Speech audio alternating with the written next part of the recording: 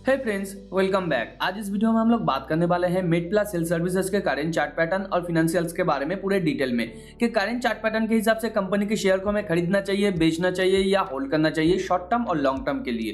तो चलिए सीखते हैं एक साथ।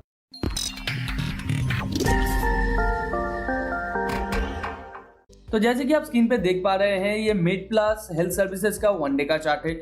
वनडे के चार्ट में यहाँ पे आप देख सकते हैं पिछले कई महीनों से कंपनी का शेयर प्राइस लगातार एक बेयर ट्रेंड के अंदर है और कुछ समय पहले कंपनी के शेयर प्राइस ने अपना लो बनाया, उसके बाद एक डबल बॉटम क्रिएट किया और डबल बॉटम यहाँ पे पिछले बॉटम से ऊपर है, यानी कि हायर लो पे है।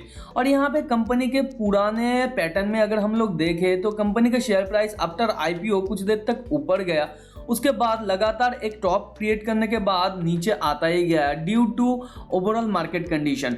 क्योंकि हम लोग जानते हैं एक डेढ़ सालों से मार्केट बहुत ही ज़्यादा वॉलेटाइल है और लगातार एक बेयर मूव के अंदर है, तो इसकी वजह से ये यहाँ पे एक अच्छा खासा बेयर मूव लिया है और यहाँ पे इसने करेंटली अपना लो बनाने के बाद डबल बॉटम क्रिएट किया है। तो करंट चार्ट पैटर्न के बेसिस पे क्या करेंटली कोई स्विंग ट्रेडिंग का अपॉर्चुनिटी बन रहा है यहाँ पे, उसके बारे में हम लोग थोड़ा समझेंगे।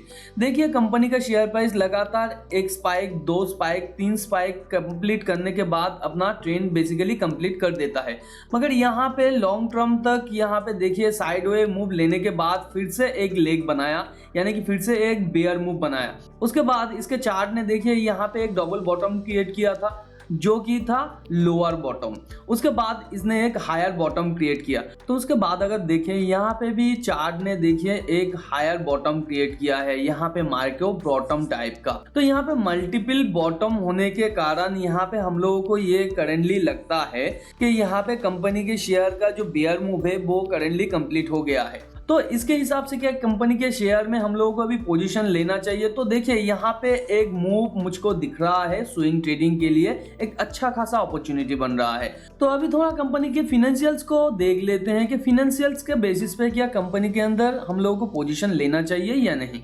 तो बेसिकली स्विंग ट्रेडिंग के अंदर मैंने आप लोगों को बहुत बार कहा है ये कि क्वार्टर ऑन क्वार्टर रिजल्ट बहुत ज्यादा इंपॉर्टेंस रखता है। तो कंपनी का क्वार्टर ऑन क्वार्टर रिजल्ट हम लोग अगर यहाँ पे देखें तो पिछले साल का जो सितंबर का यहाँ पे देखिए रिजल्ट है उससे कई % ज़्यादा है यहाँ पे इस साल के सितंबर क्वार्टर का रिजल्ट, और ये क्वार्टर ऑन क्वार्टर लगातार यहाँ पे इम्प्रूव करता ही गया है। उसके साथ कंपनी का अगर नेट प्रॉफिट को हम लोग देखें तो नेट प्रॉफिट बहुत ही ज़्यादा वॉलेटाइल है यहाँ पे। देखिए, हम लोग जानते हैं मेडप्लस एक स्मॉल कैप कंपनी है और आगे आने वाले टाइम पे इसका पोटेंशियल है कि ये मिड कैप कंपनी के अंदर अपना नाम लिखवाए। तो यहाँ पे कंपनी का जिस तरीके से रेवेन्यू बढ़ रहा है उसके हिसाब से ये अच्छा खासा बढ़ने का पोटेंशियल रखता है।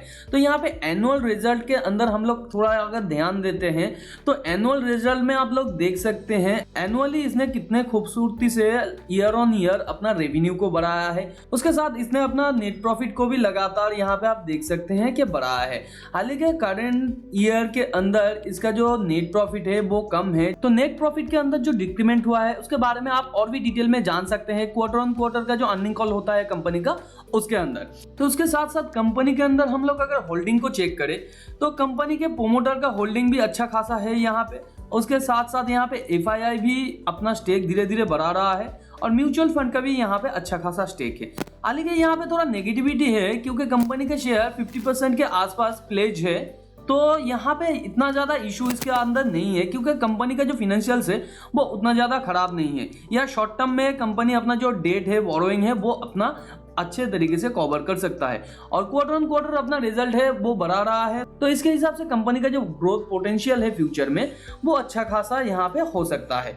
तो इसके हिसाब से करेंट चार्ट पैटर्न के अंदर हम लोग अगर देखें तो यहाँ पे एक बाई पोजीशन तो बन रहा है क्योंकि यहाँ पे डबल बॉटम इसने क्रिएट किया है और एक अच्छा खासा लो मूव लेने के बाद ये ऊपर जाने की कोशिश कर रहा है। तो यहाँ पे हम लोगों को अगर खरीदना है तो किस पोजीशन में हम लोग खरीद सकते हैं उसके बारे में हम लोग थोड़ा बात करेंगे। तो हालांकि यहाँ पे अगर मैं लॉन्ग टर्म वालों की बात करूँ, लॉन्ग टर्म वाले यहाँ पे छोटा सा पोजीशन ले सकते हैं और धीरे धीरे अपना पोजीशन स्केल अप कर सकते हैं और उस हिसाब से कंपनी का जो नेक्स्ट यहाँ पे स्टॉप लॉस बनेगा वो 598 के आसपास और उसके बाद 570 के आसपास या इसका स्टॉप लॉस बनेगा लॉन्ग टर्म वालों के लिए। हालांकि 570 के थोड़ा नीचे यानी 65 के आसपास आपको यहाँ पे स्टॉप लॉस लगाना होगा, क्योंकि कंपनी का शेयर प्राइस थोड़ी देर तक नीचे मूव कर भी सकता है, क्योंकि ओवरऑल मार्केट कंडीशन अगर खराब होता है तो वो नीचे देख सकते हैं कितना बड़ा इसने यहाँ पे मूव लिया है, मगर क्विकली इसने रिकवर भी किया है। तो ऐसे टाइप का फ्लैक्चुएशंस इसके अंदर हो सकता है, इसलिए आप 2 to 3% तक इसका बफर लेके चलिए। यानी कि अगर मैं यहाँ पे स्टॉप लॉस कह रहा हूँ 570 के आसपास, तो आप यहाँ पे 565 भी लगा सकते हैं या 545 भी लगा सकते हैं। तो यहाँ पे इस तरीके से लॉन्ग टर्म वालों के लिए स्टॉप लॉस बनेगा। और अगर आप स्विंग ट्रेडर हैं तो आप 570 के थोड़ा नीचे स्टॉप लॉस लगा सकते हैं। और स्विंग ट्रेडिंग वालों के लिए नेक्स्ट जो टारगेट बनेगा 725 के आसपास इसका नेक्स्ट टारगेट बनेगा। इसके अंदर आते ही यहाँ पे थोड़ा फ्लैक्चुएट कर सकता है और नीचे थोड़ा मूव भी ले सकता है। और उसके बाद जो नेक्स्ट टारगेट बनेगा वो है 878 के आसपास। तो यहाँ पे भी उस तरीके से ये फ्लैक्चुएट करेगा और थोड़ा नीचे आने के बाद फिर से अप मूव लेने की कोशिश करेगा। और उसके बाद जो नेक्स्ट यहाँ पे रेजिस्टेंस मिलेगा इसको या टेक प्रॉफिट वो 971 के आसपास। तो लॉन्ग टर्म वालों के लिए मैं यही कहना चाहूंगा, आप लोग 971 या 878 के आसपास का टारगेट लेके चल सकते हैं। तो अभी देख लेते हैं करेंटली कहाँ पे हम लोगों को पोजीशन लेना चाहिए या किस जगह पे हम लोग अगर बाय करते हैं तो ये बाय थोड़ा सही रहेगा। तो यहाँ पे अगर देखें ये 5 मिनट्स का चार्ट है। 5 मिनट्स के चार्ट में कंपनी का शेयर प्राइस आज ही के दिन थोड़ा नीचे आने की कोशिश किया था और उसके बाद फिर से अप मूव लिया या कंपनी के शेयर प्राइस को रिकवर कर दिया, फिर नीचे आने की कोशिश किया और यहाँ पे एक डबल बॉटम क्रिएट किया। डबल बॉटम क्रिएट करने के बाद ये थोड़ा ऊपर जाने की कोशिश कर रहा है, मगर हम लोग यहाँ पे देख सकते हैं 634 के आसपास इसका नेक्स्ट रेजिस्टेंस बनेगा जो काफी स्ट्रॉन्ग है।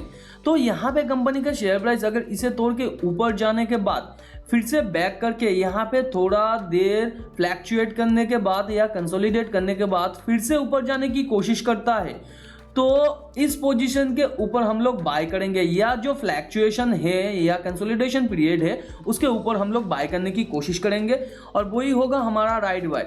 और अगर आप लॉन्ग टर्म के लिए सोच रहे हैं कि यहाँ पे अब अगर आपको लगता है ये थोड़ा हाई प्राइस हो जाएगा, तो मैं आपको यही बोलूंगा कि आप थोड़ा थोड़ा करके पोजीशन बढ़ाइए, यानी 20% के आसपास आप पोजीशन ले सकते हैं अगर आप लॉन्ग टर्म के लिए सोच रहे हैं। और लॉन्ग टर्म से मेरा यहाँ पे मतलब है 1 साल के आसपास इसका होल्डिंग पीरियड हो सकता है, ये 971 के टारगेट को अचीव करने के लिए या 878 के टारगेट को अचीव करने के लिए। और नियरेस्ट जो टारगेट होगा इसका जो अगले 1-2 महीने के अंदर ये अचीव कर सकता है वो है 725 का टारगेट, जो स्विंग ट्रेडिंग वालों के लिए अच्छा है।